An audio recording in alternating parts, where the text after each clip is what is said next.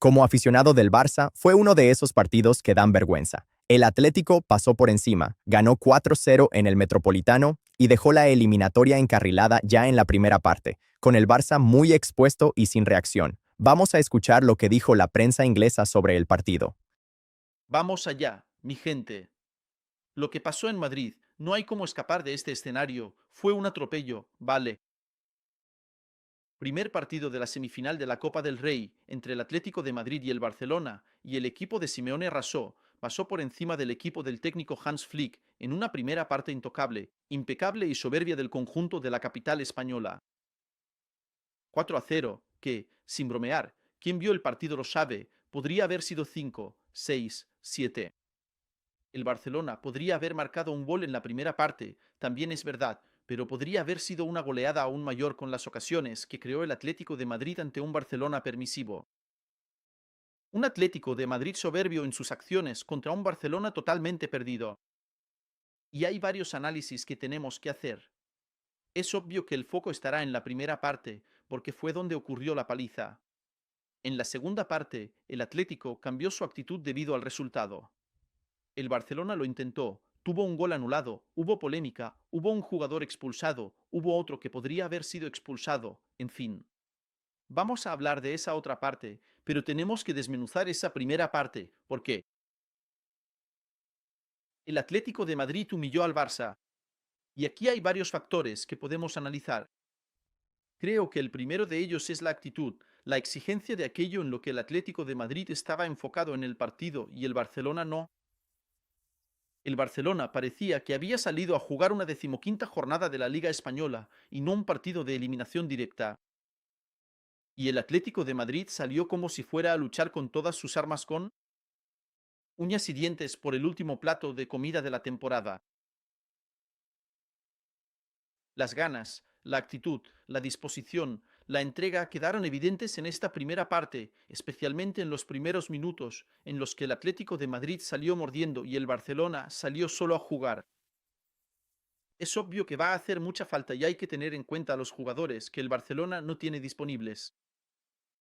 No estaba Rápina, con un problema en el aductor, todavía no ha vuelto. Para sustituirlo, no estaba Rashford, que hizo un último partido muy bueno, pero también acabó lesionándose. No está Pedri, tampoco puede contar aún con Davi, en fin, tiene sus bajas. Pero creo que el Barcelona no puede apoyarse ni usar como excusa ni el tema del arbitraje en la segunda parte, que sí, puede haber alguna queja, ya hablaremos de eso, ni tampoco el tema de las bajas. Porque esa cuestión de la actitud fue lo que más destacó, además de la actitud, y no fue solo eso, también la parte táctica. Quedó claro que Simeone encontró el camino correcto, con una transición muy bien ejecutada. El Atlético de Madrid dejaba la pelota al Barça y luego se la robaba. Nadie conseguía cortar ese primer pase, que era extremadamente vertical, buscando la amplitud tanto por el lado de Luman como por el otro. Por el lado de Giuliano Simeone, que hizo un partidazo, y por dentro, Griezmann junto con Álvarez. Cerraban para rematar. Y era una jugada repetida. Robaban el balón, verticalizaban con rapidez, y los jugadores del Barcelona no podían hacer nada. No conseguían proteger con la línea alta, porque los jugadores del Atlético de Madrid salían antes de la línea del mediocampo y no podían correr hacia atrás. Una lentitud tremenda. Para hacer esa marca fue una, fueron dos, tres, cuatro, cinco, en fin. El Atlético de Madrid repitió la misma jugada una y otra vez. Y la incapacidad táctica, tanto de Hans Flick, que también tiene su parte de culpa, como del equipo para ajustarse a lo que estaba pasando, llamó mucho la atención. Porque, en fin, si lo inicial no funcionó, hay que ajustar. Y no ajustaron. No ajustaron en ningún momento. Podrían haber encajado más goles. Es verdad que el Barcelona encaja el primer gol precisamente por un error de Joao García, que había hecho una gran parada instantes antes. Y Joao García es muy buen portero. Un pase atrás de Eric García. El balón va botando porque el césped tampoco estaba en buenas condiciones. Y eso también tenía que haber sido analizado por los jugadores del Barcelona, que estaban intentando salir jugando, tocando el balón atrás, mientras el Atlético de Madrid mordía y presionaba, dificultando muchísimo esa salida de balón, una salida muy mal organizada del Barcelona y con insistencia en eso, jugada tras jugada con el césped irregular. Pasó lo que tenía que pasar, Eric García la pasó atrás, el balón fue botando, Joao García debería haberlo hecho mejor, se le escapó y entró. Entonces, un gol en propia puerta abrió el marcador y le dio más confianza al Atlético de Madrid y desarmó bastante al Barcelona. Eso fue el Barcelona, pero tampoco es excusa para que un equipo se desorganice de la manera en que se desorganizó. Mentalmente y estratégicamente debería haber reaccionado mejor. Y otra cuestión táctica es que el Barcelona empieza el partido sin Rápina, sin Rashford, con Dani Olmo cayendo por la izquierda, sin la capacidad de cortar la línea de pase de Molina en el lateral derecho y esa transición rápida por el carril derecho con Giuliano Simeone. Dani Olmo estaba totalmente perdido jugando de extremo izquierdo ahí y no consiguió anticiparse en esa jugada. Eso lo hace muy bien Rápina. Y cuando elogiamos mucho a Rápina, también es por eso. No es solo por la cuestión ofensiva, sino también por la capacidad defensiva de cortar esa línea de pase y de presionar al portador del balón para que esa transición no ocurra. Y para que el Barcelona no sufra corriendo hacia atrás, lo cual no puede pasar de la manera en que sucedió. Pues bien, después del primer gol, se abrió la veda, el Atlético de Madrid ganó confianza, el Barcelona tenía la posesión, pero era una posesión estéril, una posesión sin criterio. Lamine Yamal no estuvo y no consiguió en todo el partido superar la defensa del Atlético de Madrid. No fue un buen partido de Lamine Yamal, al contrario de los últimos encuentros. No logró destacar, también le faltó ayuda. Koundé se quedó muy atrás, marcando a Luman en esa estrategia del Atlético de Madrid. Y no fluía ni por la izquierda ni por la derecha. El más incisivo, el más peligroso era Fermín, pero aún así, nada se compara a la avalancha de ocasiones que creó el Atlético de Madrid en la primera parte. El segundo gol de Griezmann, que clase la suya jugando al fútbol, Griezmann. Con 34 años, este tipo ya se ha retirado de la selección francesa y podría ser una de las opciones en el banquillo para este mundial. Qué manera de jugar al fútbol, qué clase para marcar el segundo gol. Un segundo gol muy bonito, que empieza la jugada por la banda izquierda con Luman. Él cambia el balón hacia el centro. Bien trabajada y Griezmann, marcando el 2-0. El tercer gol es de Luman en otra jugada repetida. Simeone llega hasta la línea de fondo, a la espalda de Valdé, siempre a la espalda de Valdé, que tuvo que lanzarse al ataque para ser el extremo que Dani Olmo no es. Y entonces, Juliano centró y Luman marcó otro gol. Por cierto, un paréntesis aquí, quizá la gran diferencia del mercado de fichajes. Es un poco eso. Mientras el Barcelona tuvo que fichar a Cancelo y Hans Flick pedía otro central de calidad, el Atlético de Madrid fichó a Luman, que es un jugador muy bueno y eso queda claro en este partido. Ya había quedado claro, no en el último contra el Betis, sino en el penúltimo, en el 5-0, y Luman haciendo el tercer gol. Y el cuarto gol acaba saliendo de los pies de William Álvarez, que no marcaba otra jugada por la derecha. Repetida, en fin. No jugaba, no marcaba desde diciembre otro gol más. Y de ahí podría haber sido peor, peor aún. El Barcelona, en la primera parte, tuvo un balón al larguero con Firmino y hubo una gran parada de Mausou, que acabó siendo uno de los destacados del partido, porque paró esa y otra en la segunda parte. Pero termina 4-0 la primera parte, y al volver del descanso, ya que el cazador había recibido la tarjeta, eso en la primera parte, todavía hubo un cambio. Entró Lewandowski, Ferran se fue a la izquierda y creo que ya se debería haber pensado así desde el principio.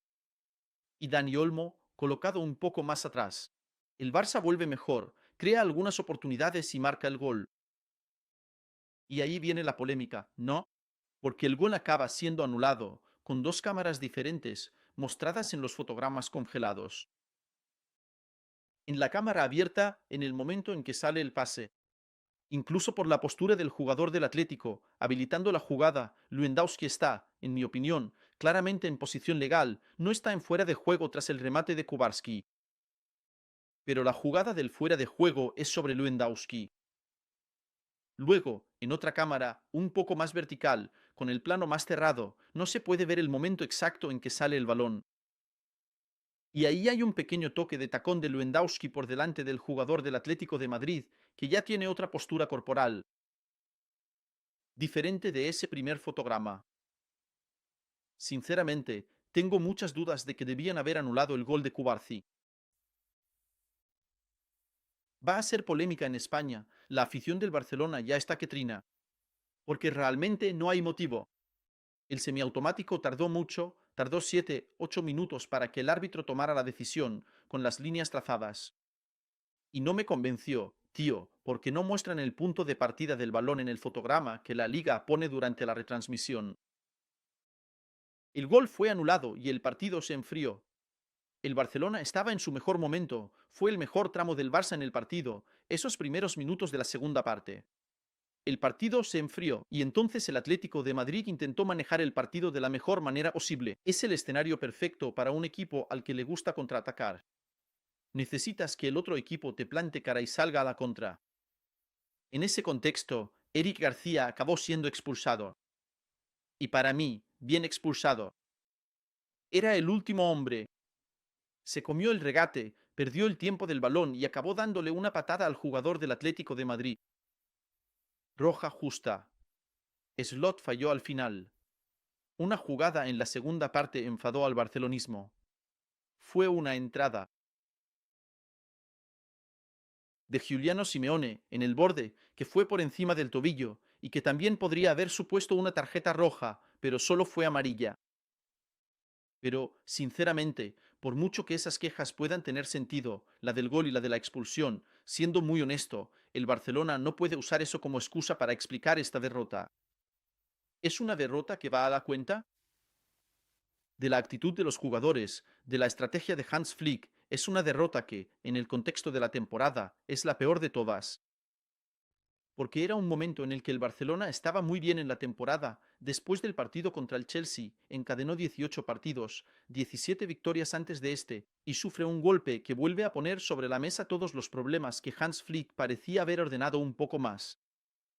Y la incapacidad de reaccionar es lo que llama la atención. En un partido grande, de eliminación directa, contra un equipo un poco más cualificado, el Barcelona falló y falló de manera estrepitosa. Ya había perdido por 4 contra el Sevilla, perdió contra el Chelsea de la manera en que perdió contra el Paris Saint-Germain, pero esta, para mí, es la peor derrota, porque no estamos hablando de un superatlético de Madrid. Además, respecto al Barcelona, que en esa secuencia que mencioné ganó al Atlético de Madrid y al Real Madrid, también es mentira que el Barcelona no haya ganado ningún partido importante hasta ahora. Pero la sensación entre los aficionados es que si compiten así en los grandes partidos, especialmente en la UEFA Champions League, se quedarán en el camino. Pedro vuelve, Rafinha vuelve, puede que haya sido algo puntual, pero no puede pasarle al Barcelona de la forma en que sucedió. Para el Atlético de Madrid, genial, maravilloso, porque ahora no tiene muchas opciones en la liga. Tendrá que pelear en la Champions League, en esta eliminatoria previa a los octavos de final contra el Club Brujas. El Club Brujas es un equipo complicado, no es tan sencillo. De todas formas, la Copa del Rey es el último plato de comida para este Atlético de Madrid. O puede ser el último plato de comida para un equipo que ha invertido mucho en los últimos 2 años para competir en la liga. Esta temporada no está compitiendo, pero en la Copa, una vez más, Simeone ha demostrado ser un especialista. Y, esta vez, pasó por encima del Barcelona. Amigos míos, eso es todo. El Atlético de Madrid juega el miércoles contra el Club Brujas en Brujas, Bélgica. Y el Barcelona solo vuelve a jugar contra el Girona, ¿verdad? Por la jornada de la Liga, el próximo lunes. Estamos juntos.